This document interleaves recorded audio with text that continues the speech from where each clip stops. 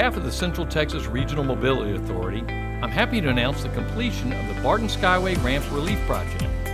The previous configuration of this 1.5 mile stretch of southbound MoPac between B Caves Road and Loop 360 caused unnecessary queuing and lane weaving, slowing down traffic and leading to unpredictable travel times and delays.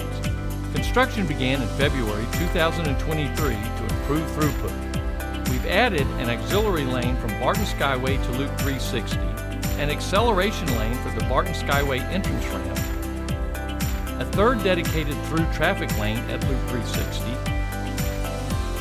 and a dedicated left lane exit ramp for southbound Loop 360.